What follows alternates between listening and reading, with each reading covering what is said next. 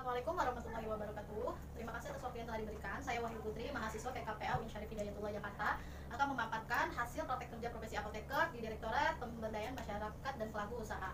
Kemudian struktur organisasi Direktorat PMPU itu sendiri yaitu memiliki 3 subdit. Subdit yang pertama yaitu peningkatan peran Pemda, dan yang kedua subdit pemberdayaan masyarakat, dan yang ketiga subdit pemberdayaan pelaku usaha. Untuk subdit peningkatan peran Pemda itu memiliki 3 kasi atau 3 seksi yang meliputi seksi advokasi pemerintah, kemudian seksi asistensi regulasi Pemda, dan yang ketiga seksi tata operasional. Untuk subdit pemberdayaan pelaku usaha itu memiliki 2 seksi, yaitu seksi pendampingan UMKM, dan yang kedua seksi pendampingan usaha retail. Dan yang ketiga subdit pemberdayaan masyarakat itu memiliki 2 seksi, yaitu seksi pemberdayaan komunitas pendidikan, dan yang kedua seksi pemberdayaan organisasi sosial dan kemasyarakatan. Untuk tugas dan fungsi dari Direktorat PMPU itu sendiri, yaitu tugasnya melaksanakan dan menyusun kebijakan, prosedur, dan menyusun norma serta standar kriteria dan pelaksanaan BIMTEK dan supervisi, serta melakukan evaluasi dan pelaporan di bidang pemberdayaan masyarakat dan pelaku usaha. Dan fungsi dari PMPU itu sendiri yaitu menyiapkan, menyusun kebijakan, dan meningkatkan peran Pemda dan pemberdayaan pelaku usaha dan masyarakat konsumen pangan olahan. Dan yang kedua yaitu menyiapkan, memberikan BIMTEK atau bimbingan teknis dan supervisi di bidang peningkatan peran Pemda. Dan yang ketiga yaitu melaksanakan pemantauan, evaluasi, dan pelaporan. Dan yang ketiga yaitu melaksanakan tata operasional direktorat. Kemudian subdit peningkatan peran Pemda itu terdiri dari seksi advokasi pemerintah daerah, di mana seksi ini bertugas melakukan intervensi kepada pemerintah daerah terkait strategi yang akan dilaksanakan sesuai dengan kebijakan yang dilakukan oleh Badan POM, yaitu salah satu program yang akan dilakukan yaitu Desa Pangan Aman. Untuk mewujudkan Desa Pangan Aman itu diperlukan strategi-strategi, yaitu memperkuat kapasitas desa, pemberdayaan komunitas desa, kemudian pengawasan keamanan pangan desa, serta monitoring dan evaluasi. Untuk memperkuat kapasitas desa itu diperlukan 2 langkah, yaitu advokasi kelembagaan desa dan pelatihan kader keamanan desa. Saya akan menjelaskan advokasi kelembagaan desa. Untuk advokasi kelembagaan desa, Balai Besar POM atau Badan POM itu akan melakukan intervensi yang dikoordinir dengan perangkat desa terkait dengan kegiatan yang akan dilakukan. Peserta stakeholder yang akan dilakukan intervensi yaitu meliputi Dinkes, Bapeda, dan Dinas Pemberdayaan Masyarakat. Kemudian pelatihan kader keamanan desa. Untuk pelatihan ini dilakukan selama 2 hari. Hari pertama yaitu pemberian materi tentang keamanan pangan. Kemudian hari kedua yaitu latihan pengajaran, di mana yang diintervensi meliputi Ibu PKK, Pramuka, dan Karang Taruna. Kemudian pemberdayaan komunitas desa. Pemberdayaan komunitas desa itu yang dilakukan adalah BIMTEK komunikasi desa dan pelaku usaha pangan desa, di mana komunitas desa yang dilakukan BIMTEK itu berasal dari masing-masing desa yang akan dilakukan intervensi atau dilakukan BIMTEK, yang terdiri dari Ibu RT, guru, atau pramuka. Untuk pelaksanaan BIMTEK itu sendiri dilakukan selama 2 hari. Hari pertama yaitu pemberian materi tentang keamanan pangan, dan yang hari kedua yaitu praktek keamanan pangan di sarana. Kemudian pengawasan keamanan pangan desa. Kader yang telah dilatih itu akan yang bertanggung jawab dalam pengawasan keamanan pangan desa. Kader-kader yang sudah dilatih, kader-kader yang telah dipaparkan dengan keamanan pangan, itu dia akan melakukan pengawasan pangan dengan cara melakukan penyemplingan dengan menggunakan alat khusus atau alat cepat disebut dengan rapid test atau test kit. Kemudian monitoring dan evaluasi. Monitoring dan evaluasi dilakukan pengumpulan itu untuk melakukan evaluasi desa, pangan aman, dan untuk mengetahui apakah program tersebut dapat berjalan secara konsisten atau tidak. Kemudian ini skema koordinasi gerakan pangan aman desa. Selanjutnya seksi asistensi regulasi pemerintah daerah. Seksi ini berfungsi atau bertugas melakukan asistensi regulasi pemerintah daerah dalam rangka melakukan intervensi kabupaten ataupun kota untuk menerapkan peraturan Badan POM terkait SPP IRT atau sertifikat produksi pangan industri rumah tangga. Alur penerapan SPP IRT. Yang pertama, yaitu ada penerimaan pengajuan permohonan SPP IRT, di mana permohonan itu akan diterima oleh Bupati atau Wali Kota unit pelayanan terpadu 1 pintu untuk dilakukan pengecekan dokumen-dokumennya telah lengkap atau tidak, yaitu meliputi nama pangan, labelan, kemudian nama dagang, serta sertifikat pelaksanaan penyuluhan pangan aman. Selanjutnya, evaluasi terhadap dokumen dan kelengkapan permohonan SPP IRT terkait keamanan pangan, yaitu Bupati akan mengirimkan dokumen tersebut pada Dinkes, Dinas Kesehatan Kota dan Kabupaten, untuk melihat kesesuaian formulir apakah sesuai dengan peraturan perundang-undangan yang berlaku, dan untuk pengecekan label yang didesain, label yang digunakan untuk pangan tersebut sudah sesuai atau belum dengan undang-undang. Kemudian jika terdapat berkas-berkas yang belum lengkap, Bupati atau Dinas Kabupaten dan Kota akan melakukan pembimbingan terhadap IRTP. Kemudian penyelenggaraan penyuluhan dikoordinir oleh Bupati, Dinas Kabupaten, Kota. Untuk kriteria tenaga penyuluhan keamanan pangan, yaitu PNS atau pegawai negeri sipil, ini sertifikat keahlian atau kompetensi. Kemudian narasumbernya itu berasal dari tenaga PKP. PKP yaitu penyuluhan keamanan pangan. Kemudian peserta penyuluhan, untuk peserta penyuluhannya itu meliputi pemilik IRTP dan penanggung jawab. Untuk metode penyuluhan itu sendiri biasanya dilakukan dengan cara ceramah atau diskusi. Sertifikat penyuluhan, sertifikat diberikan apabila peserta telah lulus PKP atau telah lulus penyuluhan keamanan pangan.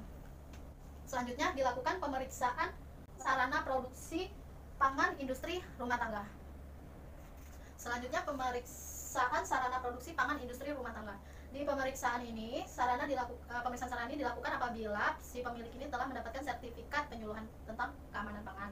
Kemudian, selain itu, pemeriksaan ini bertujuan untuk mengetahui apakah sarana dan prasarana di tempat pemilik tersebut sudah sesuai dengan ketentuan yang berlaku atau tidak. Selanjutnya, jika hasil pemeriksaan masuk ke level 1 sampai 2, maka dinyatakan sarana tersebut lulus dan pemilik diberikan SPP IRT. Kemudian pemberian nomor SPP IRT, dan untuk yang terakhir penyerahan SPP IRT. Penyerahan SPP IRT itu Dinkes akan mengirimkan rekomendasi SPP IRT kepada unit pelayanan terpadu satu pintu. Kemudian Bupati dan Wali Kota akan menyerahkan SPP IRT kepada pemilik.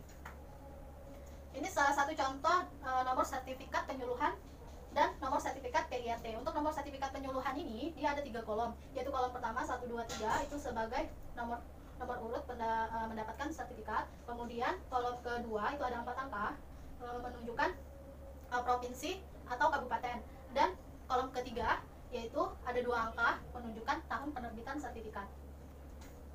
Berikut formulir permohonan sertifikat, contoh atau lampiran formulir permohonan SPP IRT, dan yang ini formulir penyuluhan keamanan pangan. Selanjutnya ini penerbitan SPP IRT. Kemudian seksi selanjutnya seksi tata operasional. Seksi tata operasional itu yaitu membantu dalam melancarkan kegiatan direktorat PMPU, bertugas dalam merencanakan dan melakukan kegiatan kepegawaian serta membantu dalam merancang anggaran. Selanjutnya subdit pemberdayaan pelaku usaha, seksi UMKM. UMKM adalah usaha kecil, ada usaha mikro produktif yang berdiri sendiri yang dilakukan oleh orang perseorangan atau badan usaha yang bukan cabang perusahaan yang dimiliki. Selanjutnya, untuk kriteria perbedaan antara usaha mikro, kecil, dan menengah, yaitu untuk usaha mikro memiliki kekayaan sebesar 50 juta dan memiliki penghasilan per tahunnya yaitu sekitar 300 juta. Kemudian untuk usaha kecil memiliki kekayaan sebesar 50 juta sampai 500 juta. Kemudian memiliki hasil penjualan per tahunnya yaitu 300 juta sampai 2.500.000 juta. Kemudian usaha menengah itu memiliki kekayaan bersihnya itu sebesar 500 juta sampai 10 miliar. Dengan memiliki penjualan tahunannya itu lebih dari 2.500.000 sampai 50 miliar. Assalamualaikum warahmatullahi wabarakatuh. Perkenalkan, nama saya Nita Rifna Wahyuni. Saya dari UHAMKA. Di sini saya akan melanjutkan presentasi dari teman saya. Selanjutnya ada bimbingan teknis UMKM.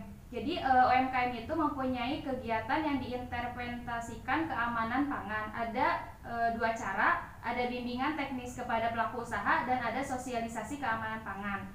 Jadi kalau misalkan bimbingan teknis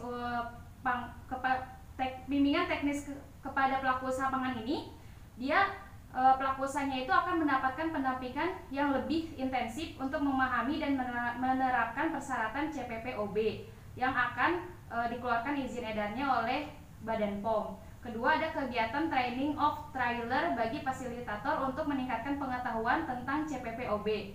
Terus ada mengadakan workshop. Kalau untuk sosialisasi keamanan pangan itu keamanan pangan itu mensosialisasikan kepada individu, kepada organisasi sosial, dan ada pameran keamanan pangan. Selanjutnya ada seksi pendampingan retail. Seksi pendampingan retail itu dia pangan yang bermutu dan bergizi menurut Undang-Undang Nomor 18 Tahun 2012 didefinisikan sebagai bahan yang memenuhi standar persyaratan mutu yang telah ditetapkan dan mengandung zat-zat gizi yang dibutuhkan oleh tubuh dalam rangka memenuhi asupan gizi harian dalam jumlah yang sesuai.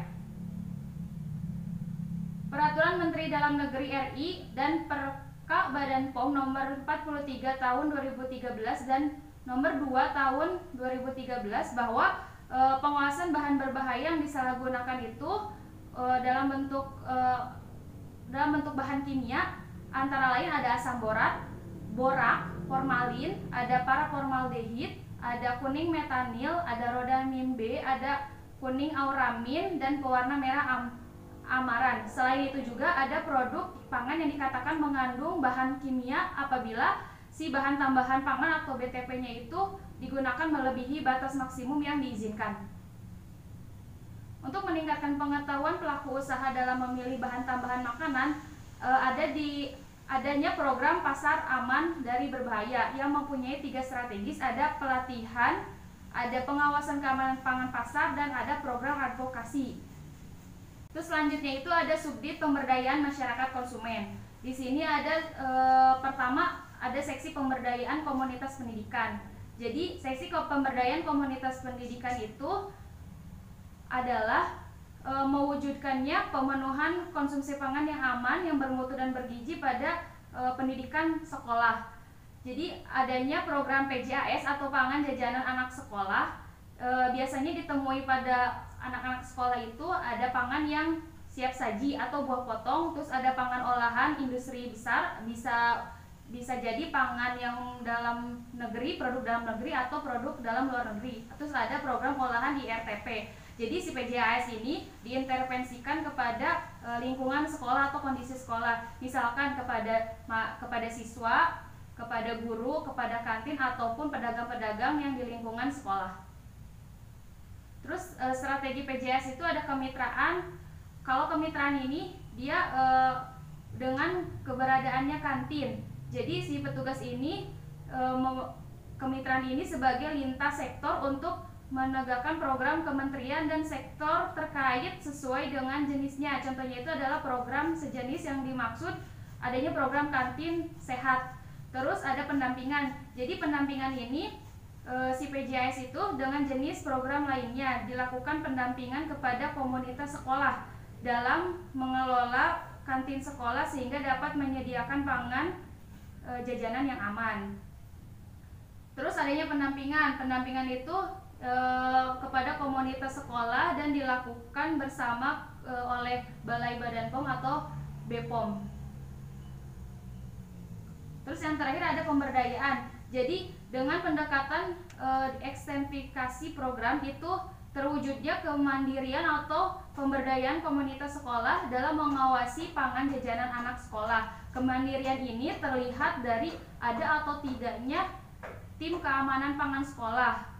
Jadi pangan sekolah itu yang terintegrasi dalam program UKS atau tersedianya sarana prasarana kantin yang memenuhi syarat keamanan pangan.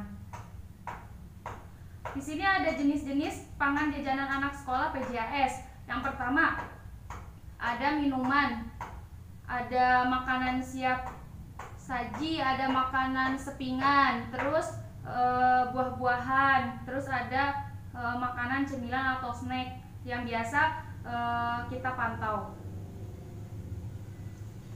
Terus selain makanan yang tadi, pangan PJAS itu yang dikonsumsi harus aman dari cemaran. Ada 3, ada cemaran fisik, ada cemaran kimia, dan biologi. Kalau biologi dia makhluk hidup. Selanjutnya itu ada seksi pemberdayaan organisasi sosial dan kemasyarakatan. Jadi pelaksanaan pemberdayaan organisasi sosial dan kemasyarakatan ini dilakukan dari organisasi kemasyarakatan seperti Kongres Wanita Indonesia atau KOWANI, Aisyah, Persaudaraan Muslimah atau Salimah, Pembinaan Kesejahteraan Keluarga atau PKK, Praja Muda Parana atau Pramuka Wanita Indonesia, organisasi anggota KOWANI. Jadi, pemberdayaan organisasi sosial dan masyarakat itu melakukan sosialisasi pangan baik pangan mentah sekalipun. Terus adanya melakukan kegiatan KIE pada saat sosialisasi. Berikut ada tugas khusus yang diberikan oleh Direktorat PMPU. Tugas WFH-nya itu dari seksi pelaku usaha dan seksi SDM. Berikut tugas khususnya.